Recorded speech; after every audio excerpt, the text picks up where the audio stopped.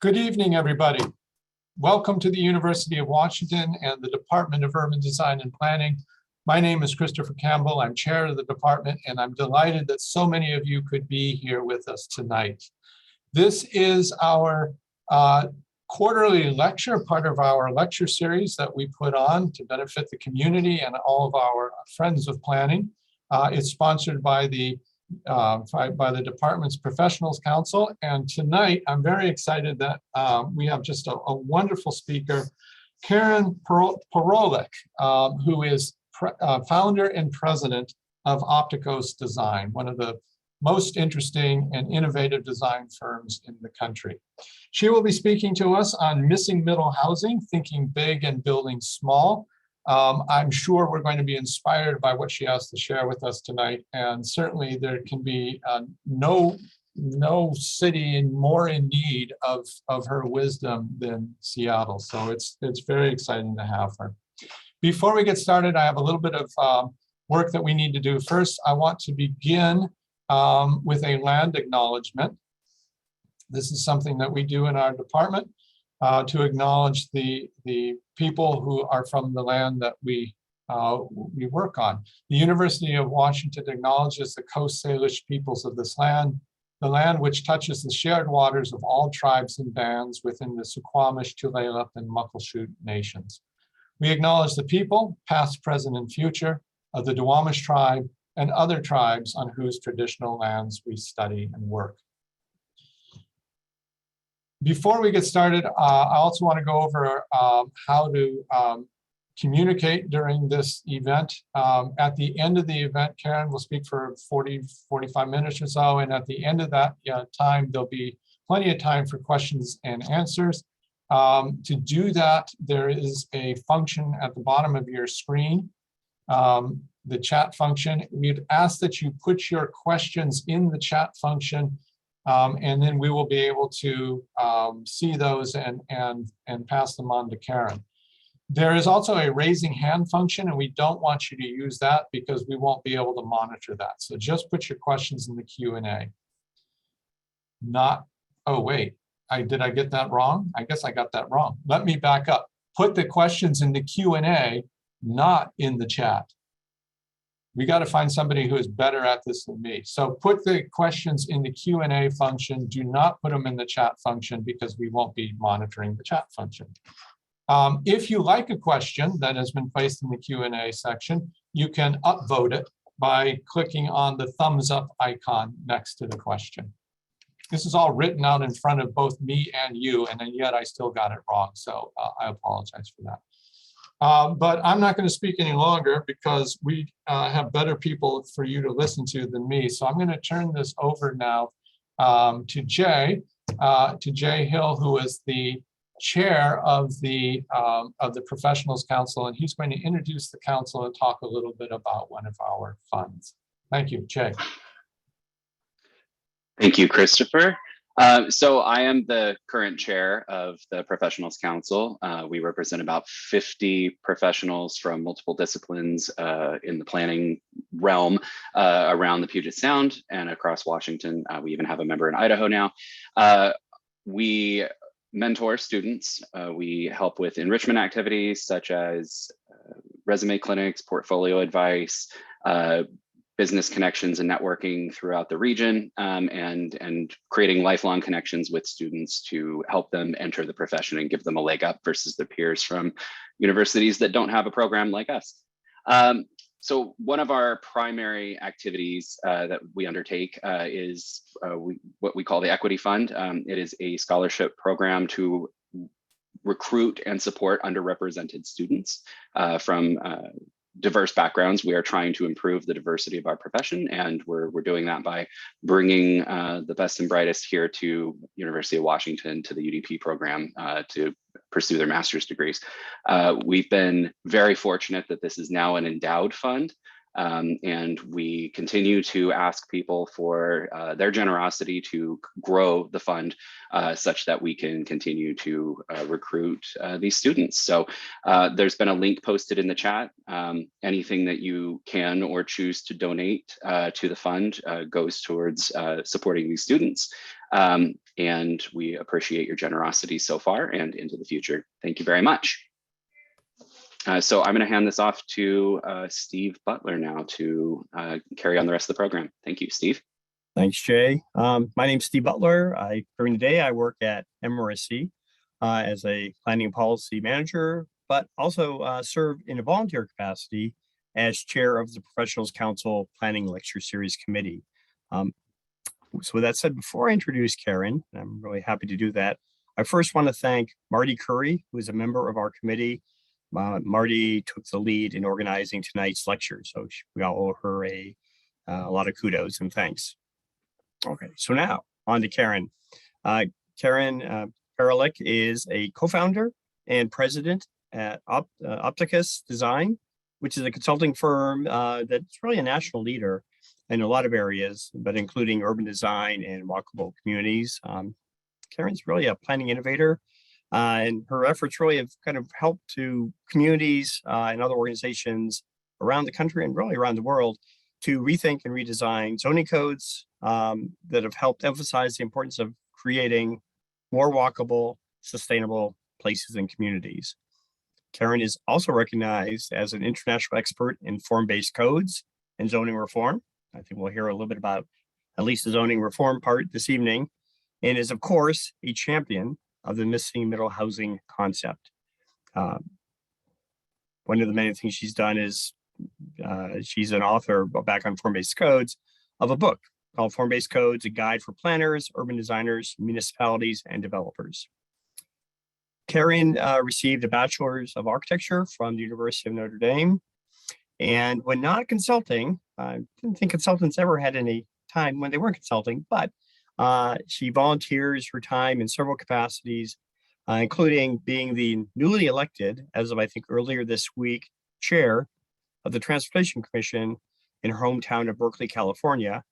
And she is also a co-founder of Walk Bike Berkeley, which again is another organization that I think is based in Berkeley. In her extra spare time, of which there's probably very limited aspects, she likes to spend time with her family doing board games and the lake. And she also says she likes to do leisurely bike rides. She's not a super speedy bike rider, but I don't know. We'll have to sort of verify perhaps that during the Q&A period. So we're really lucky to have her with us today. So without further ado, I would like to welcome Karen and take it away. Thanks so much, Steve. I can verify I am a slow bike rider. You can ask anyone in my family, but if you need more verification later, we can do that. So thank you so much for having me. I'm going to go ahead and share my screen. Give me 1 second to get that set up. And there we go. All right. So thank you again. If you can't see my screen, somebody chat me, but I'm assuming you can see it. Thank you again for having me. Thanks to Christopher, Steve, Jay, Marty, you're watching, and to the University of Washington Department of Urban Design and the Planning Department of Urban Design Planning and the Professionals Council. Thank you all for inviting me to be here today. It's quite a group of amazing people. I also wanted to mention I'm coming to you from Ohlone land here, and I appreciate the land acknowledgement that you all did. So I've lived here in Berkeley for over 20 years. I've raising my family here. We bike our kids to school, and then we ride our bikes to work pre-pandemic and increasingly more as we get back to the office. We have a block party every Friday during the summer. I know that that's not what most people think of when they think of Berkeley, but it's really a wonderful city of neighborhoods. And in the years that I've lived here, when we first moved here, I lived in a small 8-plex, 550 square foot apartment and an 8-plex. And then I lived in a detached single family home, which is where I live now. I also owned a duplex about 2 blocks from my house where my sister lived. She was a school teacher, and we rented the second unit for additional income. And then there was a downstairs an illegal unit, which is where my parents and my in-laws came to stay when they came to visit their grandkids, my kids. The house right next door to mine is a duplex, and in one side lives a retired couple, And the other side lives their son, his wife, and their 2 children. So 3 generations living in a duplex right next to my detached single family home. My favorite story to tell is about my son's kindergarten teacher. So as I mentioned, we live in a very walkable neighborhood, and within walking distance of our elementary school lives my son's kindergarten teacher, and she lives in a triplex. So 1 building with 3 units. She lives in 1 unit with her husband, who's also my daughter's middle school PE teacher. So 2 public school teachers and their 2 children, both within walking distance of their schools. In the second unit is her sister or her brother and his wife and their 2 young children. And in the third unit, her mother and father live. And her mother is also a kindergarten teacher at my son's elementary school. So 3 public school teachers living in one of the most expensive real estate markets in the United States. So this type of housing, this variety of housing, provides needed choices to meet people's needs, varying needs at different stages of their life, different income levels, different levels of interest in community. And it's also a key factor in what makes our community so walkable and vibrant and supportive of local small businesses. So we call this type of housing missing middle housing. So if you're here, you know what the problem is. So first of all, today over 30% of households are single person households. Our households don't look like the family in this picture if they ever did. By 2025, in just a couple of years, it's predicted that over 75 to 85% of households will not have children in them. And when you think about what the product, the detached single family home was designed for, it was primarily designed for households with children. And the vast majority of our households will not be that type of household in the very near future. By 2030, over 1 in 5 Americans will be over 65 years old, and they're rethinking their dependency on having to drive. And our increasingly multicultural society is leading to more interest in multi-generational living. 2 of the examples that I talked about, multiple generations living in the same household. In addition, the demand for walkable living is growing. Over 56% of millennials and over 46% of baby boomers have said that they want to live in more walkable neighborhoods. But when we talk about walkable living, too often people or even developers in cities think that people are talking about city living. They're talking about 4 or 5 story buildings like downtown Seattle, downtown, urban cores. But in reality, the vast majority of those people are looking for walkable neighborhood living. They want to be able to walk their children to school. They want to be able to walk to the grocery store, to walk to the coffee shop, this kind of low-rise neighborhood living.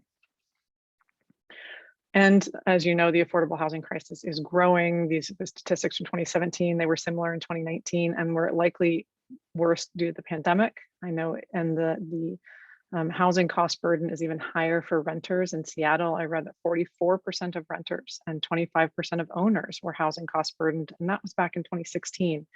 So it's not just a lack of housing and it's not just a lack of housing for lower income folks, but it's also a lack of housing for middle income families. And we'll talk about more of that later. And here's an important point to note is that it is now impossible to deliver a detached single family home at an attainable price, at a price that a middle income family can meet. The cost of lumber, the cost of labor, the cost of land, even in smaller markets across the United States, it is now impossible to build those new homes. Yet, the majority of our towns are zoned for detached single family only. So these are some, this is just an example in the state of Connecticut, but this is true across the United States. On the left-hand side is an image, and all of the area that's colored in purple is where detached single family homes are allowed. On the right side is the state of Connecticut, and the areas in purple are where fourplexes are allowed. So the vast majority of housing, the vast majority of the land, you can only build detached single family housing. And as I mentioned, you can no longer deliver detached single family houses for an attainable price. This is the same in Seattle. I know Seattle is 70% detached single family only. So all of these areas, this is a growing problem. And this is a racial justice issue. It impacts Black and brown households more. The zoning that has limited our choices of what to build, that has zoned land for detached single family housing only, and prevented and defined the types of places that we can live in, has also limited opportunities for many people of color to gain access to home equity, to education, and more. So the maps on the prior slide that I showed you were from a group called Desegregate Connecticut. They were formed less than 2 years ago, specifically with the intention to help desegregate the state of Connecticut. And the core tenets of their platform zoning reform, and housing reform. So the things that we're going to talk about today. Single family zoning locks out anyone who can't afford or can't actually get a mortgage for a detached single family home. That's how they kept Black and brown families out of areas when zoning was first implemented. And because that detached single family zoning was historically implemented to segregate our communities, opening up single family zoning to allow more housing choices is also anti-racism work. I once had the true honor to speak with Richard Rothstein, author of the book of The Color of Law. If you haven't read it, I highly recommend it. And he said that in his opinion, single family zoning perpetuates a civil rights violation even today. So for us, this work is also about removing that violation while also serving the community by providing more choices and more attainability. And the reality is that our current patterns of land development are economically unsustainable. There are important reasons to build in our towns rather than building out toward the edges. The economics, towns are going bankrupt from having to pay for spread out infrastructure. When you look at this land, having to get streets out to those locations, having to get water out to those locations, getting sewers out to those locations, and even services like school busing and fire services, all of those are more expensive the more you spread them out in the lower density areas that you have. So it's an economically unsustainable choice for towns to continue growing out. It's for environmental reasons, we need to protect our open space and our agricultural land. For social reasons, it's important for us to be in community with others, and town has always been our gathering place. It's important to also provide affordable and attainable housing for dignified living in those towns. And for physical health, to foster an active lifestyle. Walking to the store, walking is the most affordable and healthy form of exercise. And being able to just walk to the store or walk to visit friends, having walking in your daily life as part of your day-to-day living is one of the most important aspects of a healthy lifestyle. And for that reason, AARP is actually one of the biggest proponents of missing middle housing. They have an amazing Livable Communities initiative, and missing middle housing is actually part of that initiative because Americans age 50 and over are increasingly looking for walkable neighborhoods. So let's get to the subject matter. So what is missing middle housing and why is it important? So this is what has been built for the vast majority of the past 75 years. On the left are detached single family homes, and on the right are mid-rise and even up to high-rise apartment buildings. And I'll add a third one in there, which is townhouses. Those three housing products have been practically the only thing that's been built for the past 75 years because we've zoned out anything else. But the reality is that our historic towns, any town that is built before about the 1940s will have all of these other building types in them. Duplexes, triplexes, bungalow courts, small multiplexes, small live work units, and courtyard apartments. So we defined this type of housing, we call it missing middle housing. And the way to define it is simply house scale buildings. These are 2.5 story buildings with multiple units in them in walkable neighborhoods. So as I mentioned, you'll find these across the United States and internationally in some areas. So Denver, Colorado, here are some examples. Some examples in Pennsylvania. Here are some in Detroit, Michigan. And some in Atlanta, Georgia. And they will change because they're historic homes. They were adapted to the climate of the area. So some of the details will be different, but the types are across the United States. You can find them in any town, as I mentioned, built before the 1940s. But how do you find them? You have to actually look really closely because most of them look like detached single family homes. We have had discussions with professional planners, and we've had to point out that areas that they were zoning for detached single family zones were actually filled with duplexes and fourplexes that they hadn't even noticed. So what you do is you go walking around and you start looking for mailboxes and you start looking for the electric utility meters, and you will be surprised to find how many of these buildings are actually duplexes, fourplexes, duplexes, triplexes, and fourplexes. So why do we call it missing? Well, it's because less than 10% of all housing units produced between 1990 and 2013 were missing middle scale. And actually, it's because most of the housing that we're talking about has been zoned out and was not allowed by zoning since about the 1940s. But we knew how to deliver these historically. You used to be able to buy duplexes, triplexes, and fourplexes out of the Sears catalog. That's how common they were across the United States before we started zoning. And this is a really important point. It's actually middle in two different ways. Most importantly, it's middle in form and scale between detached single-family homes and multifamily buildings. We are talking about low-rise, 2.5 story, sometimes 3-story buildings that fit in to low-rise walkable neighborhoods. That form and scale is really important because what we're talking about is opening up low-rise neighborhoods to allow more housing than detached single-family homes. And so that form and scale is really important. In addition, they can be a great opportunity to deliver housing types for middle income families, but it's not just middle income housing because you can actually build mid-rises and high rises that have middle income apartments in them. But what we're actually talking about is these low-rise building types. So let's walk through some of the types. So here's some examples of a side-by-side duplex, so 2 units with a shared wall between them. Stacked duplexes, again, 2 units, but one stacked on top of another. Cottage court, and this is my favorite type because I imagine this is basically, 4 or 6 little cottages around a shared green. And my love imagining that I live in one unit with my family, and when my kids were little, that our babysitter lived right across the courtyard and we had them close by, as a family and a mother living with young children and not with extended family around. This type of community living was really appealing. 4plexes, 4 units. And this example on the left is a really important one, the red brick building on the left. This is actually in Dallas, Texas. And as you can see, this could easily be a detached single family home. There are plenty of homes that are this size across the United States. This building is actually a 4plex. It has 4 units in it. And just off to the left, you can barely see a little bit of yellow brick in the background. There's a building right next to it that looks exactly the same, except it's yellow brick. And that building actually has 8 units in it. And so it's a perfect example of the form of the building looks like a detached single family home, but you can have 1 unit, you can have 4 units, you can have 8 units in it. Townhouses, and I want you to notice on this because I'm going to come back to it later, none of these examples that I show you historically have garage doors on the front of them. And that's a really important point that I'll get back to later. Triplexes, typically triplexes are stacked, but not always. These are all stacked examples.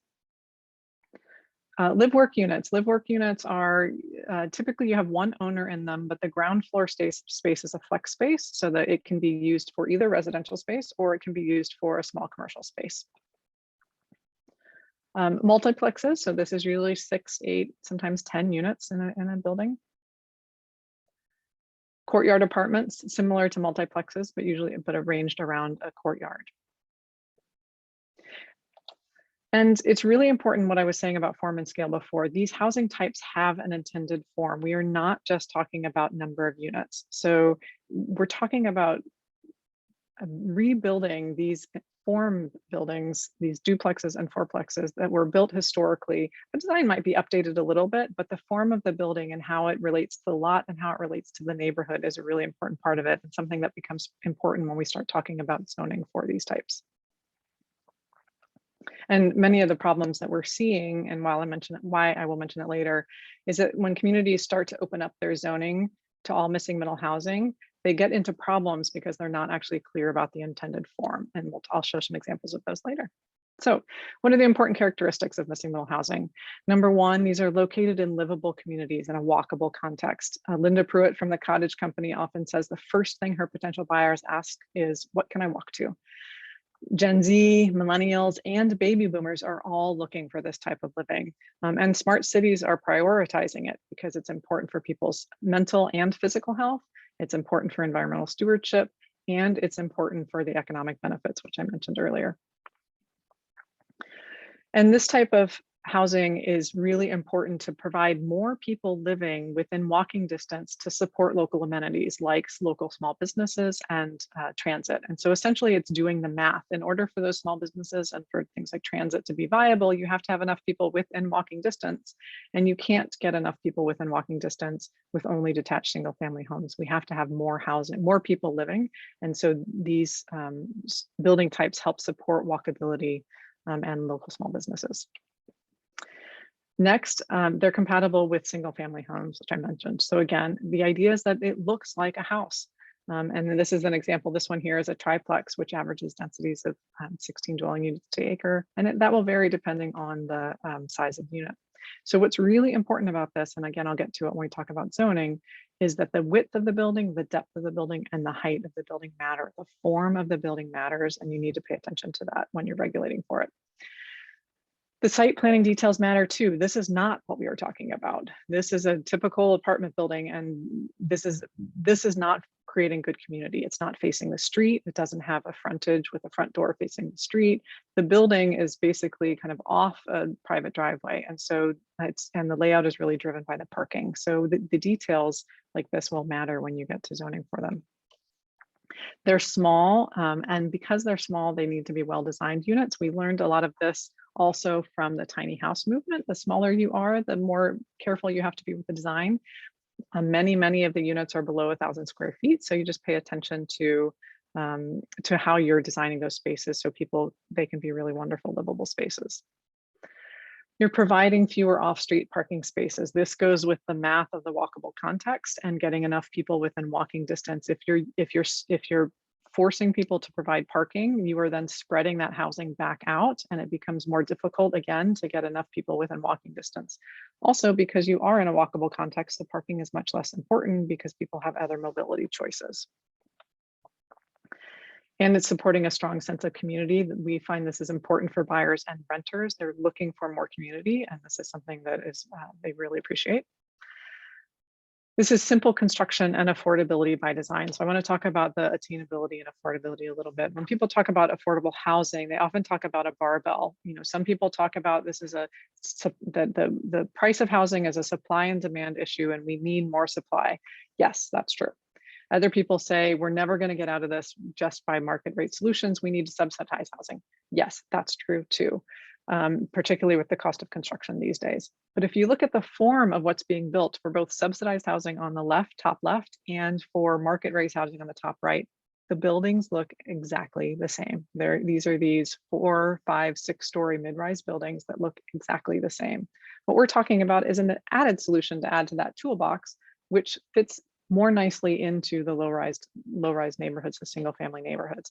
And they are going to be more affordable than mid-rise market rate housing they're going to be more affordable than detached single-family homes. And again, we're looking at a spectrum of different solutions. So they're going to have lower land costs because there's more than one unit on the property. So you're going to have shared land costs. You're going to have lower construction costs than mid-rise buildings because this is wood frame or stick built construction, and you don't have things like sprinkler systems that you need to provide or the parking level at the ground floor. These are smaller units, so you're paying for less square footage, so they're going to be more affordable because they're smaller units. You're also going to have added benefits like lower transportation costs because, again, these are in walkable neighborhoods, and some other benefits are local incremental development. It's a great opportunity for small businesses. These are going to make these prices more attainable than detached single-family homes. So we're not talking about capital A affordable. In most places, because of the price of land, because of the price of construction, you will not get to truly capital A affordable housing like you're getting with subsidized housing. However, in many places, you can actually build housing that gets to households making 60% AMI above. That is not likely true in the center of Seattle, but in some of the other areas in Washington state, that's likely true. So we're talking about trying to hit attainable price points in for sale and rental homes without subsidy. This is a market rate solution that we're trying to provide something that's more cost effective than detached single family homes and more cost effective than townhouses. And part of that, as I mentioned, is because you're sharing land costs. So you have 3 units sharing that piece of that property rather than 1 unit, and that's going to make a big difference. And then again, the smaller units, because you're paying for less, a 500, 750 square foot unit rather than a 2,000 square foot unit, it's also going to be more attainable. You're also going to reduce the cost of transportation. The cost of parking that's required is always passed on to the buyer because you're having to pay for that land. And the parking costs for the average renter are $225 a month. So by creating housing in walkable neighborhoods where people don't have to pay for that parking, it also makes the unit more affordable for people. And I want to talk about the American dream because this often comes up when people get concerned about opening up single family zones. The American dream was never to buy a single family home on a large lot in a suburb. The true American dream, if you look at the research, the true American dream was actually to move to the United States, to have the opportunity to achieve without barriers such as religious persecution and the class structures from the old world. That is actually the original American dream. And these building types were often part of that American dream. These examples here are duplexes that were in Chicago, and they were historically built for working families. They were often the children of immigrants, the next generation, who had saved enough money to graduate from renting, but weren't ready to buy a detached single family home. So they would build these duplexes where they could live in one unit and they could earn income from the second unit to help pay for their housing. Great story, great examples. This is Michelle Obama grew up in a building like one of these. Her aunt owned the duplex and her parents rented the second unit above. That's also the unit where she lived when she graduated from law school. And it's the unit that she and President Obama lived in when they were first married. So again, providing different house types for different stages of your life for different people in the community. So what are the barriers? Unfortunately, the list is long. Planning and zoning barriers you all have probably heard about, and I'll talk more about them. Also, missing middle housing is not easily classifiable by industry standards. And when you think about things like getting financing, they're looking at kind of how can we classify this? And that classification makes it difficult. The perception of cost inefficiencies for building small, which are actually not true, but that perception is a barrier. The additional risk of condominium, if you're building housing for sale rather than for rent, some of the state laws, construction defect laws get in the way and are difficult. Having to build under commercial building codes in most places, building more than one, sometimes two units, you have to switch to the International Building Code. The city of Memphis has just changed that, and you can build up to 4 units under the residential building code. That's a really great example. And community opposition, which is why I'm talking with you all today to talk about how do we change that opposition. So some of the planning and zoning barriers are: 1, lack of zoning districts that enable missing middle housing. Single family home districts do not allow missing middle housing, but they could technically be allowed in multifamily districts, but then the dollars don't make any sense. In the multifamily zones, you can usually build so big that it doesn't make any sense to build a small building like this. So nobody's going to build it anyways. And ineffective mapping, that you've got the wrong location and too much single family in areas that you really could provide more housing. So some of the metrics are, the maximum densities are too low in the zoning, and they won't allow enough units, enough density to provide more units. The minimum lot sizes are too large. The setbacks are too large. And these are different hacks that you can dial up and down to look at allowing missing middle housing. Density-based planning and zoning actually discourages smaller units, and that's another problem. So if your zone actually allows 5 units, you're not going to get these small, more attainable buildings. You're going to get, the developers are likely going to have to maximize the unit size just to make ends meet these days. But if you if you change the density and either don't have density-based zoning, or you do things like maybe counting any unit that's under 800 or 1,000 square feet as a half a unit, then you can start to change the game a little bit and make more sense to build smaller units and encourage smaller units, which are going to become more affordable. And I want to talk about density a little bit, because this shows that the same building size, right? Same width, same depth, same height, but the top left corner is 1 unit and the bottom right corner is 8 units. Same building has vastly different densities: 7 dwelling units to the acre in the top left to almost 56 dwelling units to the acre, right? So if you're zoning by density, you are by definition making larger and fewer units what you're allowing, and you're not allowing smaller, more affordable units and more units. And the metrics are misleading. Like, having a density gives you no predictability of what's actually going to get built in your town. The parking requirements I mentioned earlier. So in many codes, they actually ask for 2 parking spaces per unit plus a guest parking space. That means you have to provide 3 spaces for every unit. That's 1,000 square feet for parking. And that's more space for cars than people. If you got 1,000 square foot unit and 1,000 square feet for parking, like what are we really choosing to to use our land for, and using this much land for empty cars?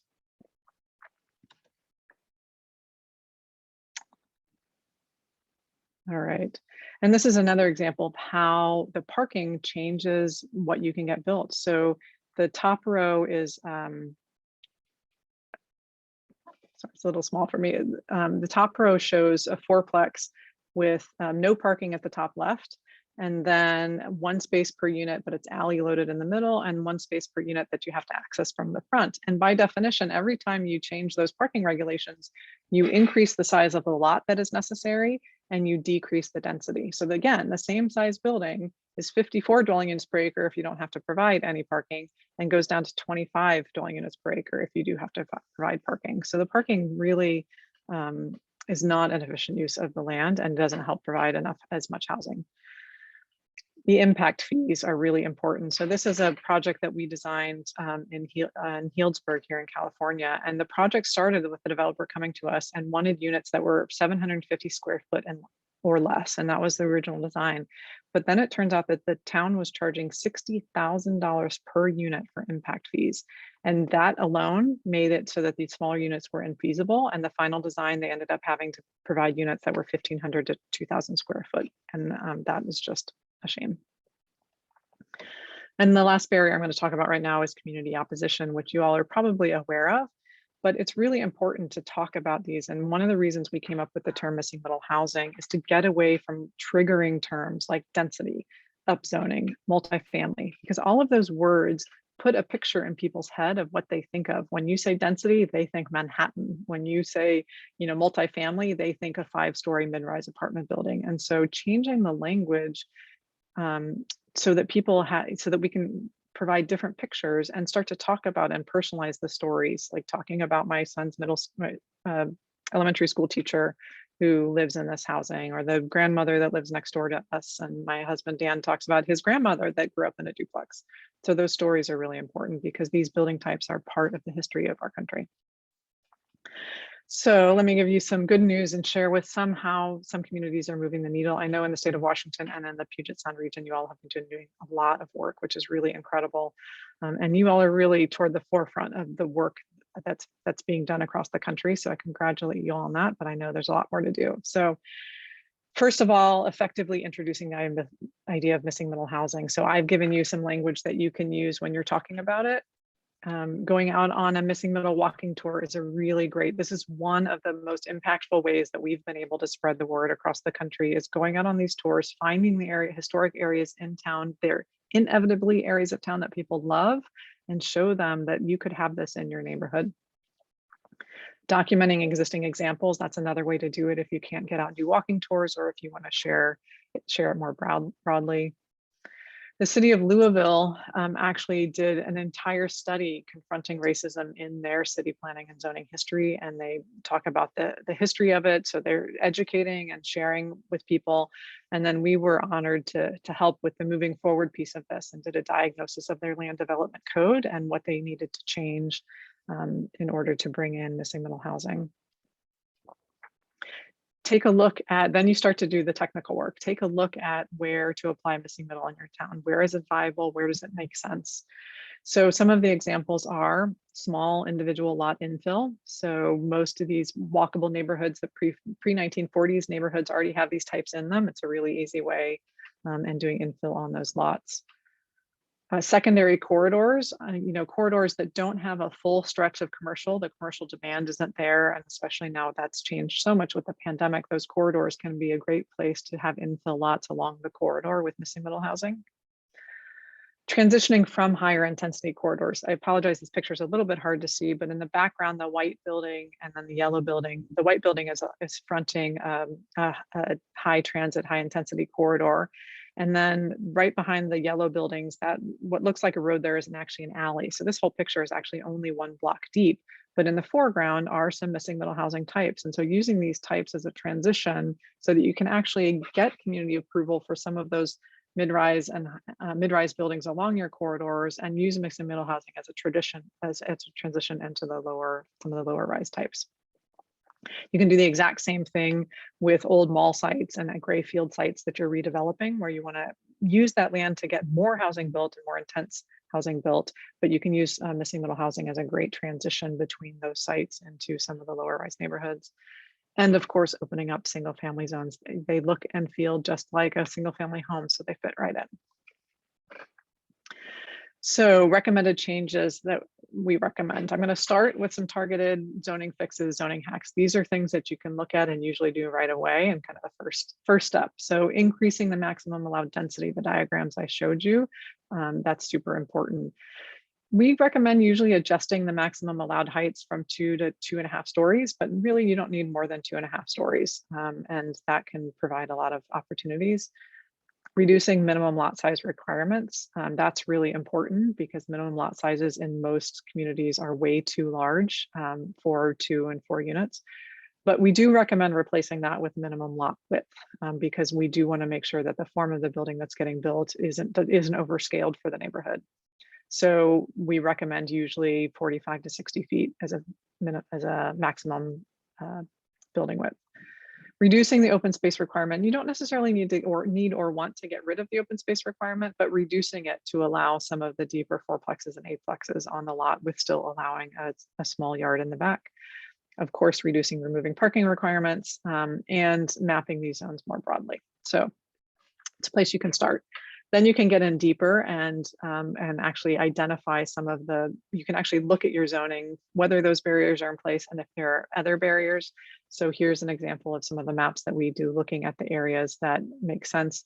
It's pretty small to see, but the circles in the area are walkable circles, and we've started to add bikeable circles. So it's about a 1/4 mile radius for walking distance. And we're playing with, maybe a 1.5 to 2 mile radius for biking distance. Looking and identifying, so for each type along the bottom, there's a bar that shows kind of what's allowed and what's not allowed. And so we go through and study each type. And in this case, it was for both a city and a county. And what are the barriers in the zone or in the comp and general plans, not just the zoning. And we go through each of the regulations on the left, or each of the regulations, and which types are allowed based on the different regulations. So what regulations are creating which barriers to which different types. And then we highly recommend actually graphically testing your zoning code, going through, looking at your maximum envelope, then adding things like front setbacks, open space requirements, parking requirements, and actually mapping what's allowed, and then start to design what you actually want to be there and reverse engineering that into your zoning. So going through that process. Here's some warnings I'm going to tell you about. Number one, be super careful about townhouses, and especially tuck under parking townhouses. These are not a good missing middle type, and they don't create a good walkable environment. Remember those examples I showed you earlier, that none of them had garages in the front of the building. And if parking is even allowed, we don't want those garages in the front of the building. And that's because it's hampering the walkability. So again, all of this is about creating more housing in more healthy, more economically stable environments. Does this look like a lovely place to walk along? No, nobody wants to walk along all these garages. But developers will build this because they're fee simple. Essentially, there are not units stacked on top of each other, so they can sell each of these individually really easily legally without getting into condo liability laws. Well, this one might be condo liability law, but you need to be careful about those. And these are large units and are no longer attainable, and what we want is smaller units. So here's an example that I kind of hacked on the right. That's actually, the photo is repeated twice, but in the same length of space, you could provide 4 of these stacked duplexes. So you can actually get easily 2 extra units by building duplexes rather than townhomes. Those units are going to be a little bit more attainable because they're a little bit smaller. It's a much better environment for walkability, so supporting the walkable neighborhood.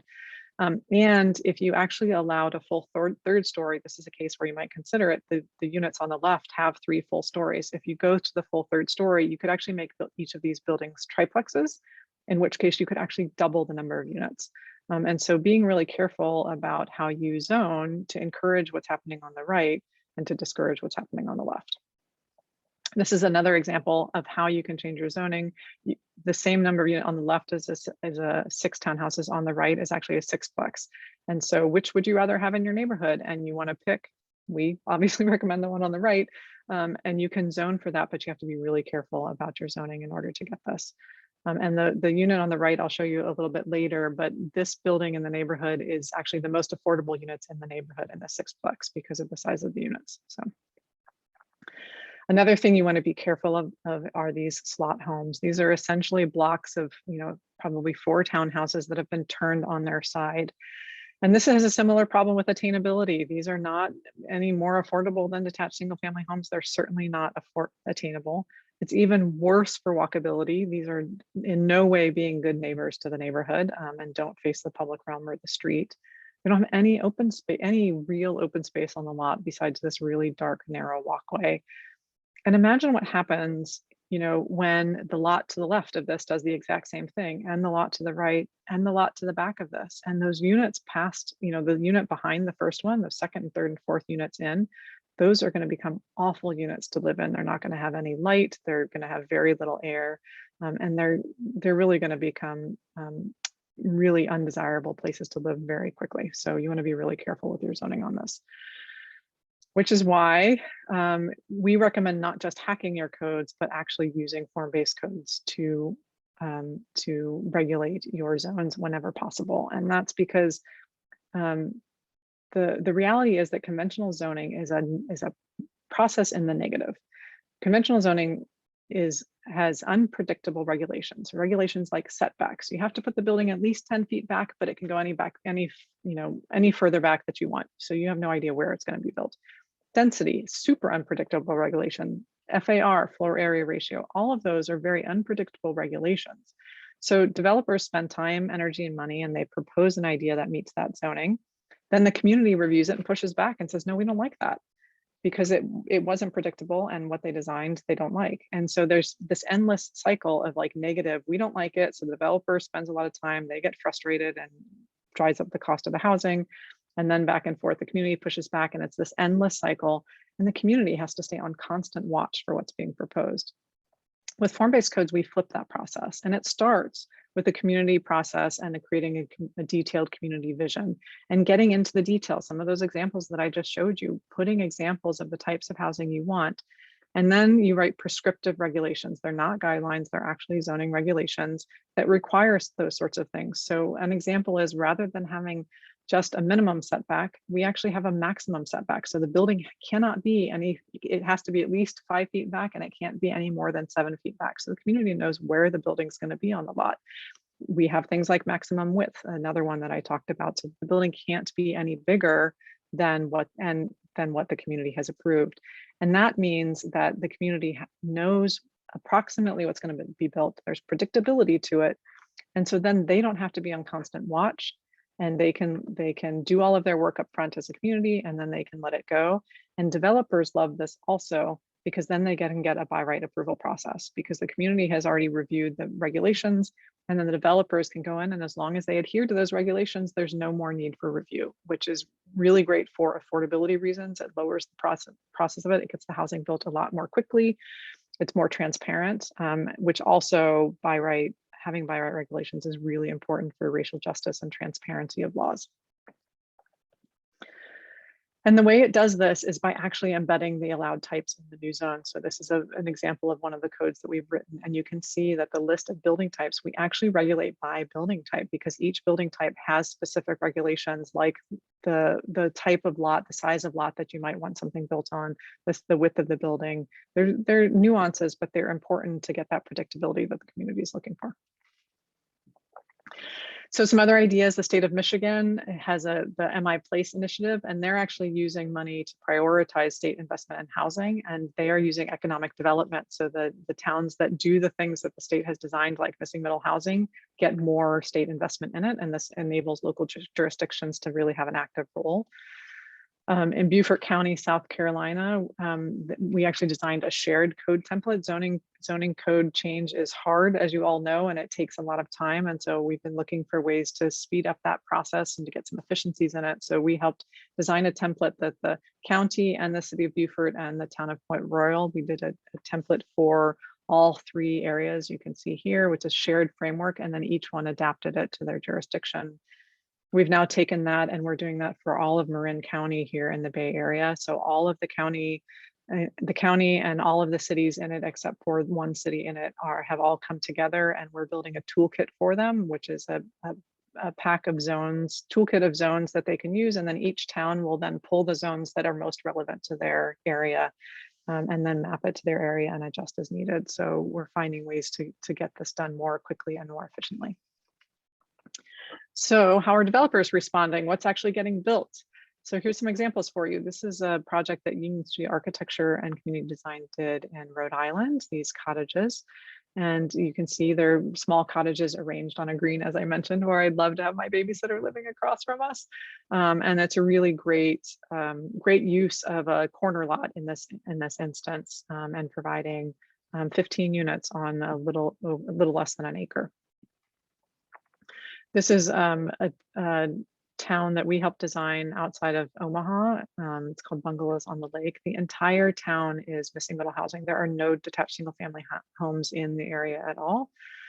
And the developers are really getting creative about this. So here's some of the different buildings in the town that have been built.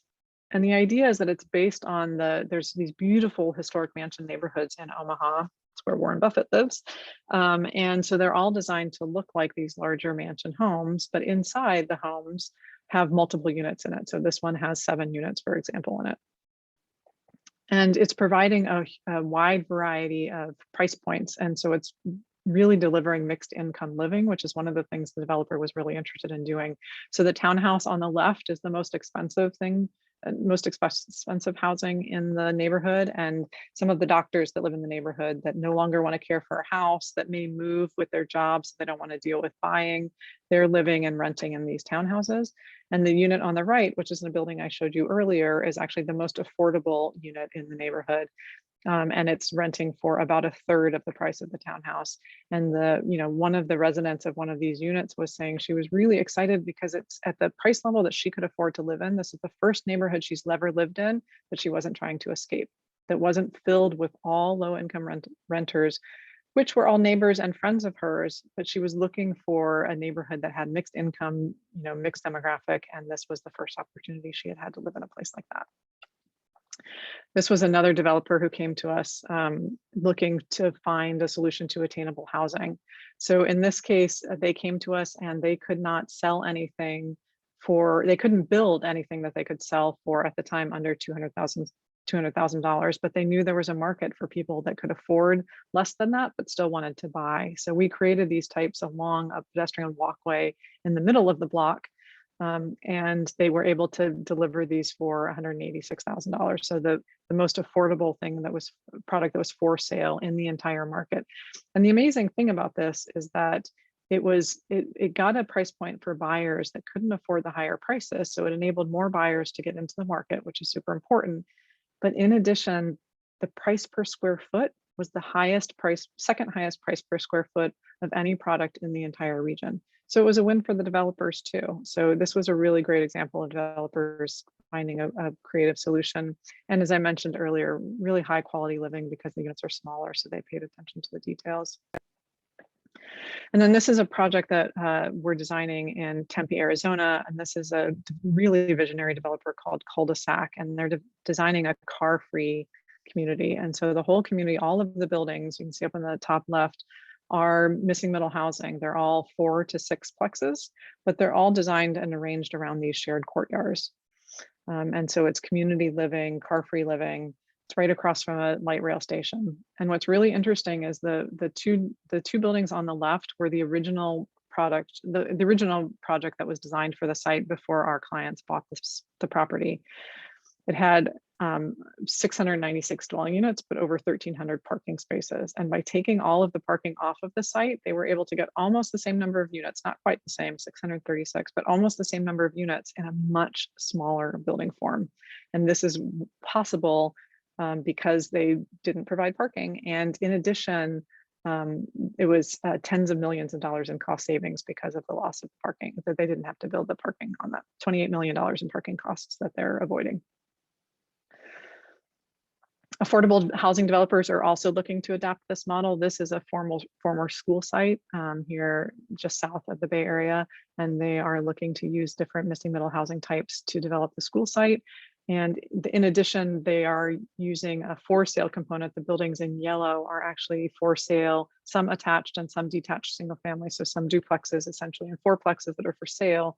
And those are actually being helped to help finance the affordable housing, which are the other 10plex and 12plexes on the site. And here's a diagram that shows how those are laying out on the site.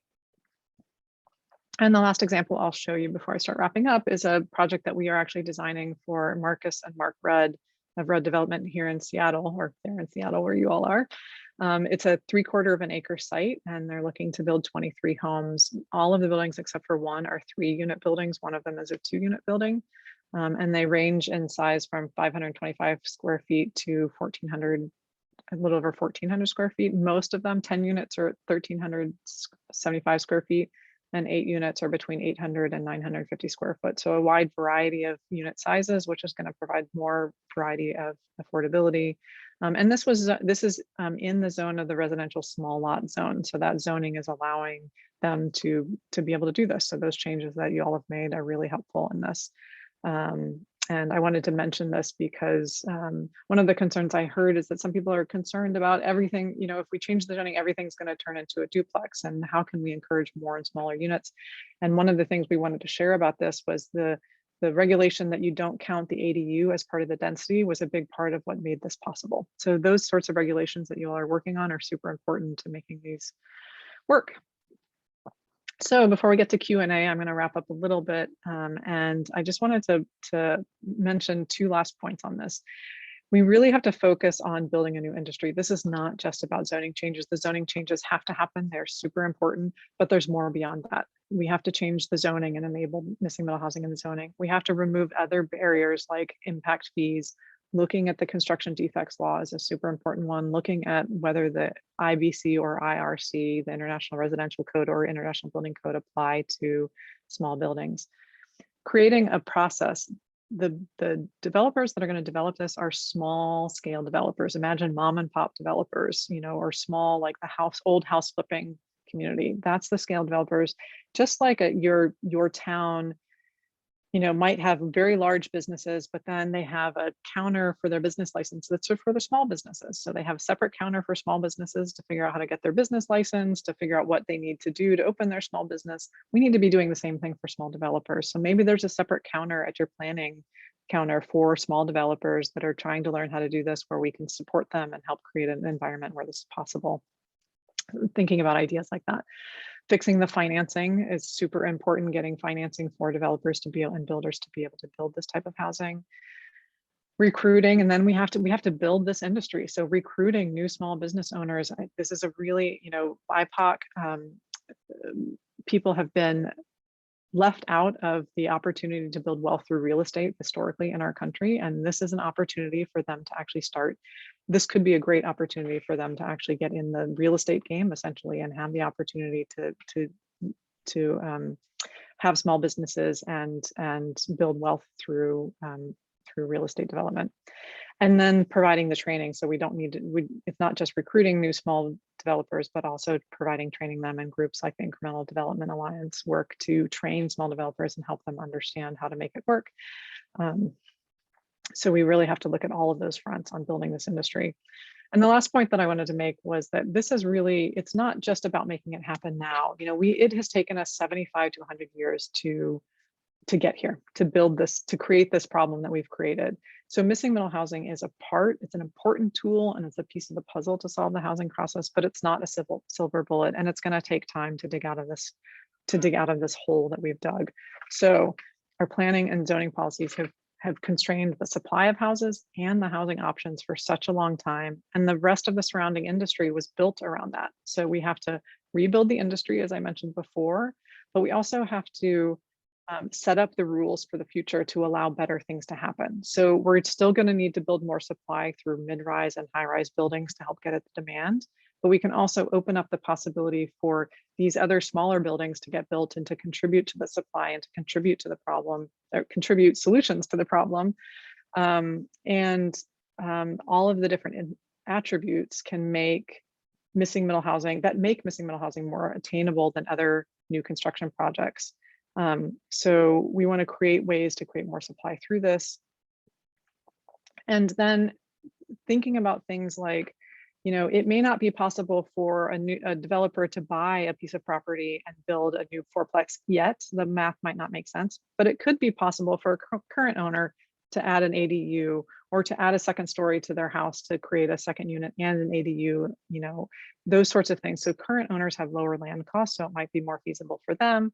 Small incremental developers don't need the same high profit return that larger developers need, so there's more opportunity there. And then in the future, it will continue to change. So the demand and growth due to climate resettling is going to change the demand, and that's going to change the numbers to make it more possible. If we can get funding for affordable units in buildings like 6plexes and 8plexes, that will help make it more viable. And other solutions like land trusts are absolutely part of the puzzle that we want to look at for making affordable and more attainable housing in our communities and really contributing to the long-term health and vibrance of our communities. So those are some eyes. And again, just to wrap up, this is about providing housing choices and opportunities in our communities, and about creating homes and neighborhoods that people love. So I'll wrap up there. We do have a book that came out about 1.5 years ago, Missing Middle Housing, that you can get. And we have a website with lots of information available, missingmiddlehousing.com. And I will wrap it up there and just save some time for Q&A. My goodness, thank you so much, Karen. I'm just sort of A lot. but it's fantastic. It was just really, really interesting. And I'm looking at the questions that came in, and I can tell there's a tremendous amount of excitement in the audience for this. I think people are just sucking this up and want more. So they're actually, the first question I'm going to have, and you might have just answered it, but there are a series of questions that are essentially, how do I get more of this? And I think they're mostly from local planners who are trying to figure out how to bring this into their communities. Yeah, that's exactly why I added those slides at the end. Like, we're, especially regions like yours, where you've made the progress on the zoning, you've made the progress in the planning, and it's still not happening. People want it to happen more quickly. And so all of those other ideas, really building the industry, bringing out groups like the Incremental Development Alliance, or providing training for small developers. The pandemic has left a lot of people, the great resignation, they're calling it. People left their jobs and are looking for things to do. This is all, building a home, building a duplex, building a fourplex has always been something that an individual can do, and there's some great opportunities. So we might need to be out there. This part of the Michigan State initiative was out there marketing. They were literally marketing to recruit developers to build in their town. So those sorts of things, we have to get creative about how we're rebuilding an industry of small scale developers. Since you're mentioning marketing, I'm going to try to take these questions in the order that they were posted, but there was a question somewhere in here, kind of towards the end. There was a question about how do you talk about this and message these ideas, especially when you're working in BIPOC and lower income communities that are fearful of change and development and gentrification and things. Yeah, one of the things I realized I didn't mention is the anti-displacement measures, which are super important also. And I know you all are working on those sorts of things too. Talking to communities, it's their community, and you have to talk with them and work with them. The reality is that these building types were often used for BIPOC communities to support them. And a lot of the Black Wall Street areas that were horrifically burned, were walkable neighborhoods like this that had these building types in them. The neighborhoods that were devastated by freeway expansion were neighborhoods, Black and brown neighborhoods, that had duplexes and fourplexes in them. And so sometimes you can go back and look with them, at their history. The example that I talked about, the Obamas, these have always been types that have been about bringing housing to everyone and bringing affordable housing to everyone. And so talking about those options, and talking about, that we're talking about buildings that still look like the neighborhoods that they live in. They look and feel the same. In fact, they might already exist in their neighborhood and they just didn't even notice it, and so going on those walking tours, absolutely listening to their concerns and talking to them about them, because they are valid concerns. And so some of the other things, like talking about land trusts, so first of all, it's for the people that are already living there and maybe even own there, talking about how it's not going to totally upzone the neighborhood and add a lot of high, 4 or 5 story buildings. So addressing that fear.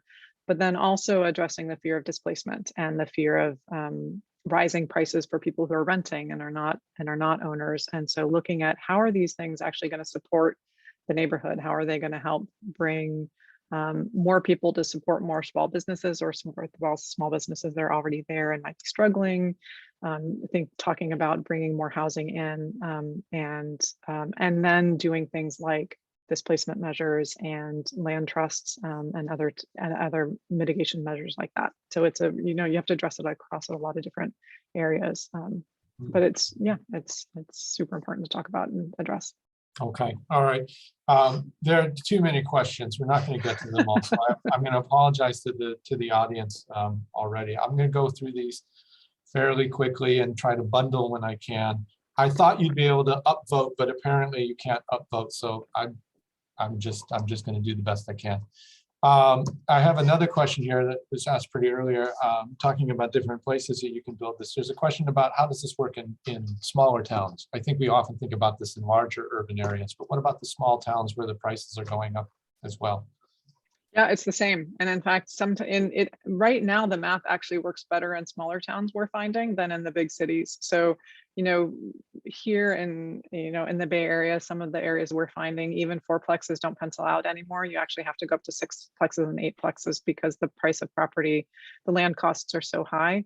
But in most small towns, the 4plexes are still penciling out that we're finding. So it's right now it's an easier fit in smaller towns than it is in some of the larger urban areas.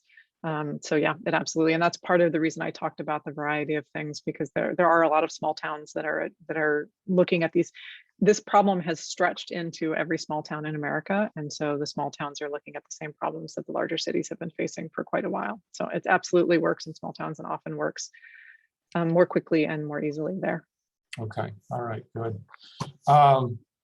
I will say one thing though. I think in the small towns, it's also an easier opportunity to actually switch your zoning to form-based coding though, rather than doing zoning hacks.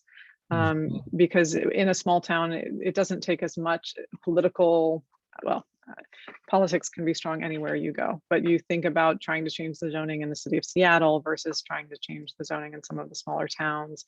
And the process is a little bit more straightforward, but can provide more predictability for the smaller community to know that what's going to get built is what is going to fit in with their neighborhoods. So we often find some of the smaller towns are able to do more of the zoning change rather than just kind of like hacking away at the problem. Okay. Kind of related to that, then there's a couple of questions about that are related to this, and I'll just read this one. If zoning codes are changed to permit middle housing in former single-family housing areas, do you see mostly retrofits, like converting a home to a triplex, or new construction? And there was another question a little bit further in the queue about whether or not your suggestions are leading to mostly new construction, or do we have to knock down what's already there in order to do this instead? And because there are lots of costs with that as well. Yeah, absolutely. And potential displacement, right? So you want to be careful about that too. It's an all of the above situation. So the reality is in most of the US, there are still a lot of infill lots available, right? So places like, the inner areas of Seattle and Puget Sound region are less typical across the US than the smaller towns. And in smaller towns, there are a lot more infill sites. So you're likely to be able to buy just a piece of property and build something new on it and not have to worry about getting rid of an existing house on it.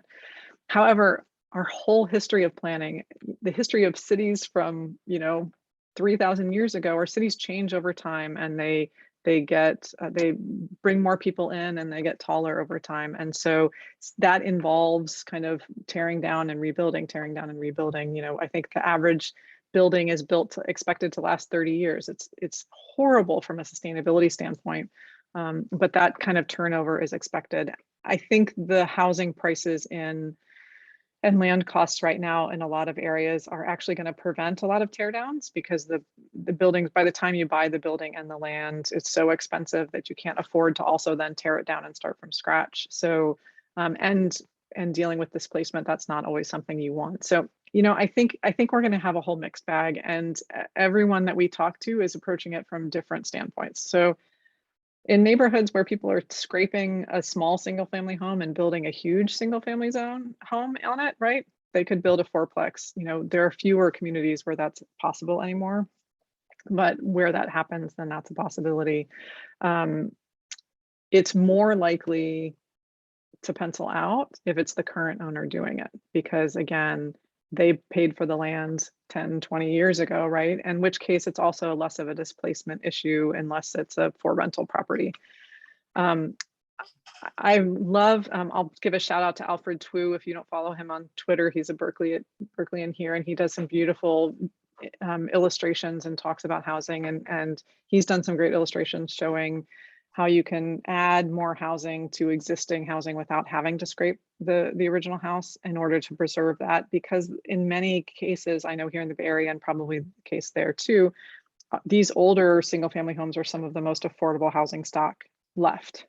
And because they're smaller, they're older and they're smaller. And so how can we keep that affordable housing stock and add more units to it? And so, you know, adding an ADU in the back, adding a second story, you know, or lifting the house and adding a story underneath it, you know, I think we're definitely seeing that sort of thing happen to large single family homes that are getting broken up into multiple units. We're seeing that happen.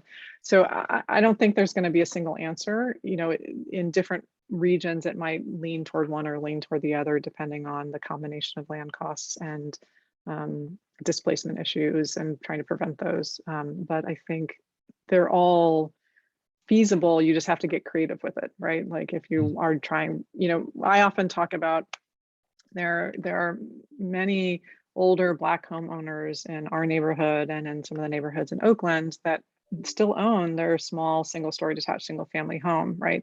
So they could build an ADU in the back, move into it, because as they're getting older, they don't need the larger house, so they can move into a smaller unit that's brand new, and then they could renovate the front house and build a second story, renovate it, scrape it, build a twoplex or a fourplex.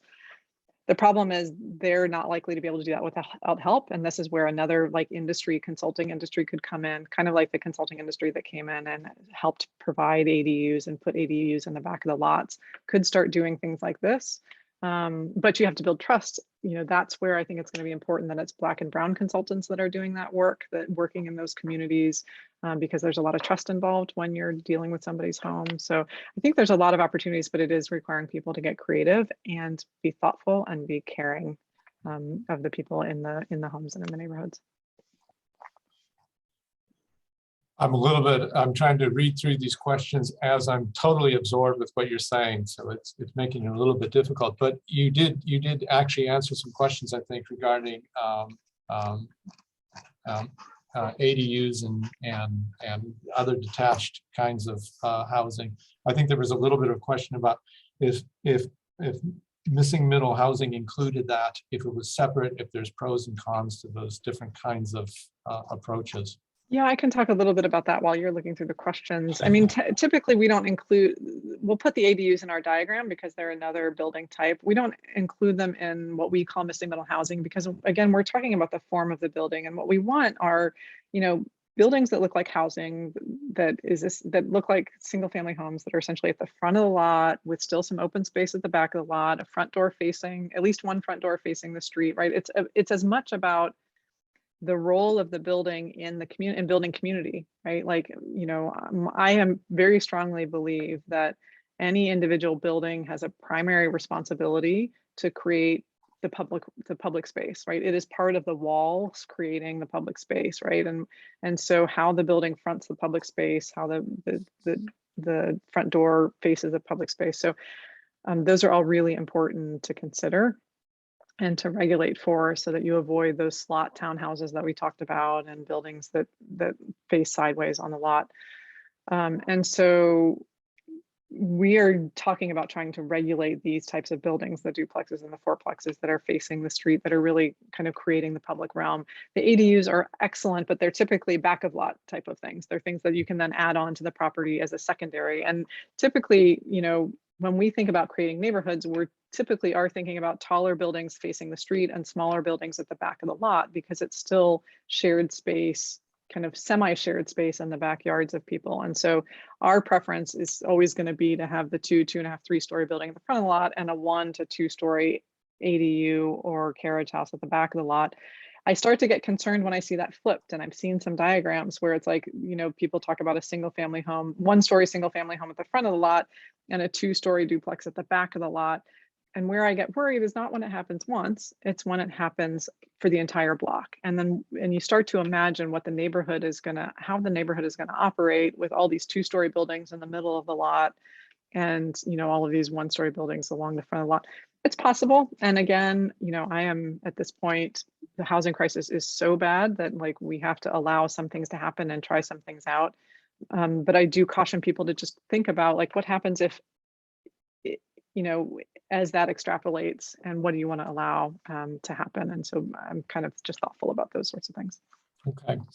Now, a couple of questions are related maybe to this a little bit around how we use code to dictate style. I talked about form-based code and its importance in all of this. And one of the questions we have here is, I'll read the question. We have fairly prescriptive design standards that were informed by more traditional craftsman style architecture. This can potentially stifle creativity and innovation, and arguably is reflective of dominant cultural norms. Another person asked this question or a similar question in a slightly different way, perhaps reflecting dominant white norms about housing, as opposed to allowing for other cultural approaches. So how do we provide certainty with flexibility? Yeah, so I want to be really clear about this, and thank you whoever asked this question. Form-based codes are not about style, period. They're not. They're about the width, the height, the depth of the building and how they're shaping the public space and how they're contributing to the public space. And they were designed because our conventional codes are about separation. They are by design, housing goes here, commercial goes here, industrial goes here, everything is separated. Single family goes here, multifamily goes here. Conventional codes design segregation and separation. That's what they were designed for. Form-based codes and use is therefore the core tenet, organizing principle of conventional codes. What is the use of the building? And that's where it goes. We've hacked at that by creating mixed use zones, but it's a hack. Form-based codes are about actually the most important, as I mentioned earlier, a building's role is in creating community and creating the walls of our public space. And that's what form-based codes are based on, is what form of place? Are we talking about a high-rise center of the city kind of form, or are we talking about a low-rise walkable neighborhood kind of form? What form of the buildings? And that's the primary organizing principle. So typically the zones are like a center city zone or a mid-rise zone or a low-rise type of zones. But what is the form of the building? And that's where form-based codes. There has been a lot of confusion over the years and misinformation about it being about style. And there are various reasons for that I won't go into right now, but it is not about style. And so the form-based code regulations that I mentioned are zoning standards that are required by law, because you want to require that the building isn't any wider than this, that the building isn't any taller than this, those sorts of things. You want to provide that predictability. If you have guidelines that are around style, I agree. I think they're problematic. We have occasionally helped some towns. We are working in the city of Santa Barbara right now, as you might imagine. There are areas of that town, and that is a big debate because there are people in that town that really want the center of the city to stay the style that it is. And then there are some really amazing examples of other styles of architecture in the town. And so they are struggling with that, and we are providing information for them to figure that out. But we do not advocate for style guidelines ourselves because of many of the problems that were just listed. What we do think are important are things like having working gutters on a building, those sorts of things. Like the building is going to be maintainable and is going to, people are going to be able to take care of it and it's not going to fall apart. So I agree that I think there are issues with design with style guidelines, and certainly if they're style regulations, usually they're guidelines, usually they're not regulations. And I have questions myself about when and where that's appropriate. I will add one other really interesting point. So a colleague of mine, Marcus King, he is the founder of Fabric Design out of Detroit. And he's on the steering committee for the Form-Based Code Institute with me. And he's African-American man who's actually teaching at the University of Maryland right now. And he's teaching a course called African-American Experience in the Built Environment. And he's talking about doing some work looking at some of the old, the historic Black communities like the Black Wall Streets that existed in many cities around the United States, and looking at the forms of buildings that existed there.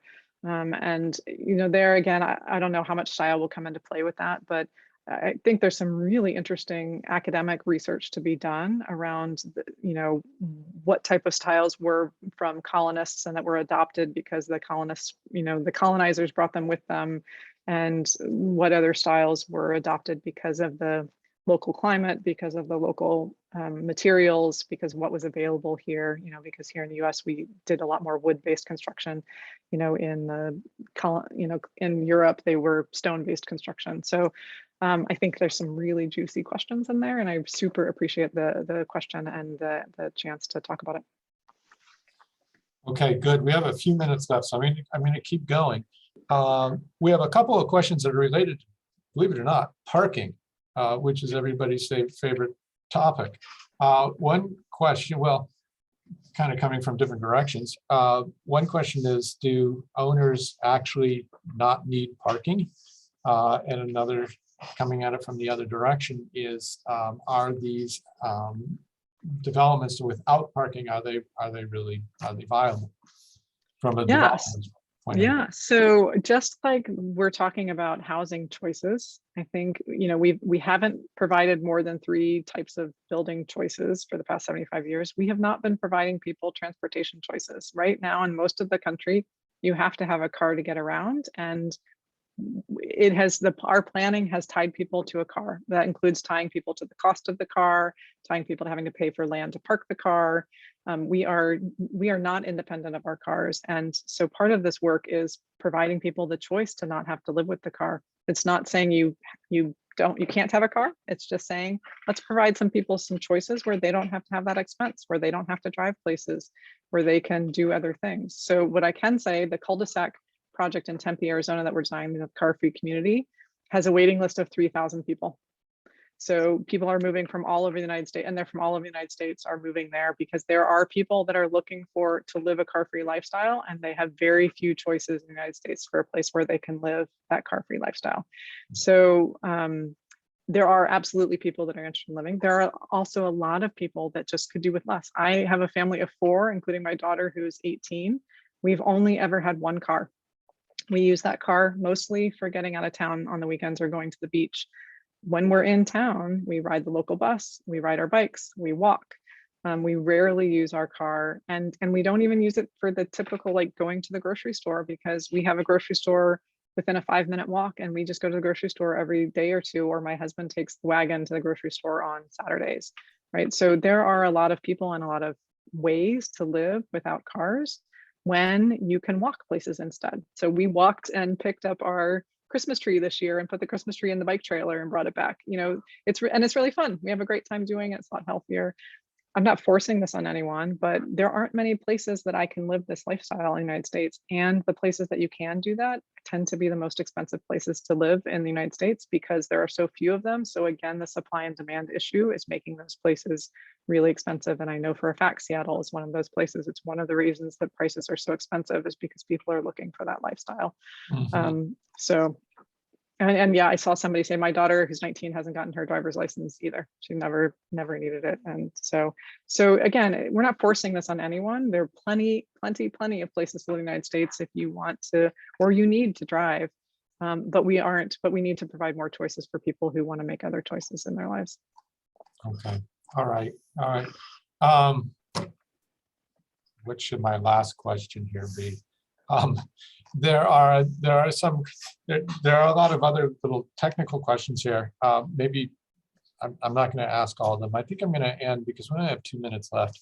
And I think I'm going to ask you, have you been to Seattle? I have.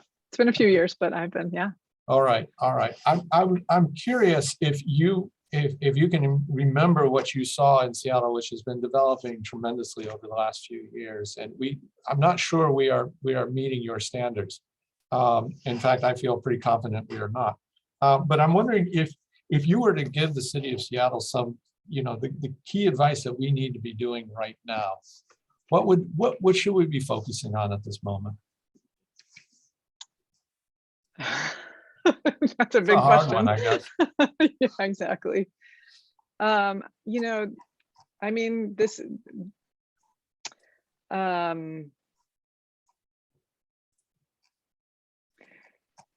especially in a city the size of Seattle, you're not going to get away from needing to build mid-rises and high-rises. Like, the supply issue is very, very real, and that has to happen.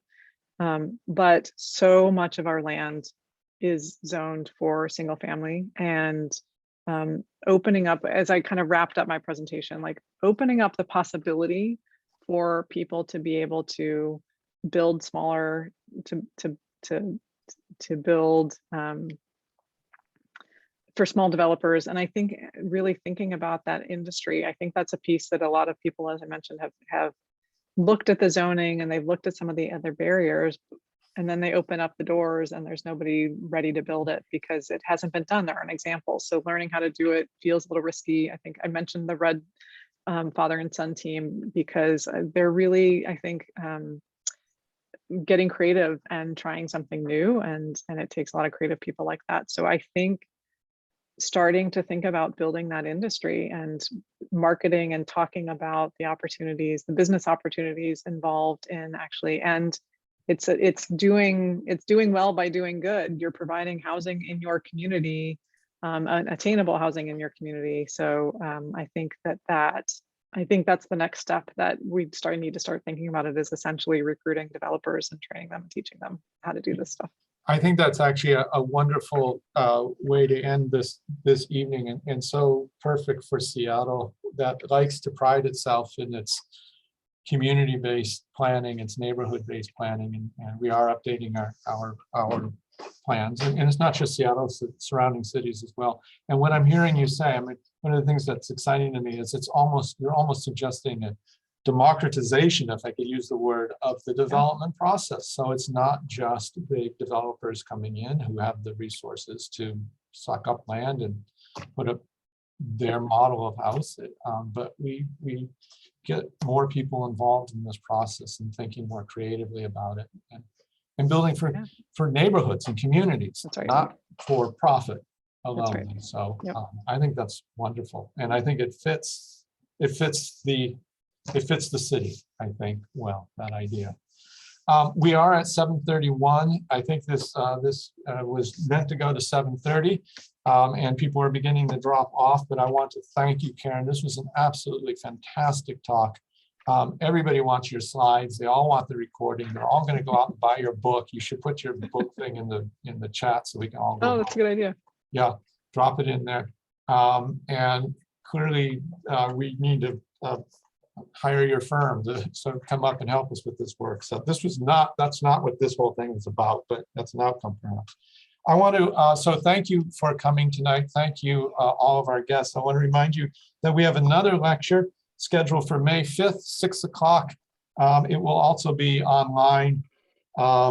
It's on climate, I think it's climate migration. I can't even read my own notes, but somebody will put it in the chat for me.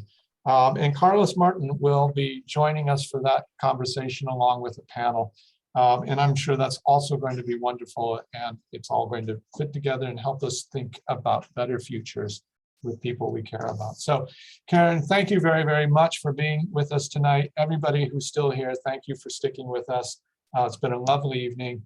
Go home, stay warm, and we'll see you in May. Good night. Thank you so much. Good night.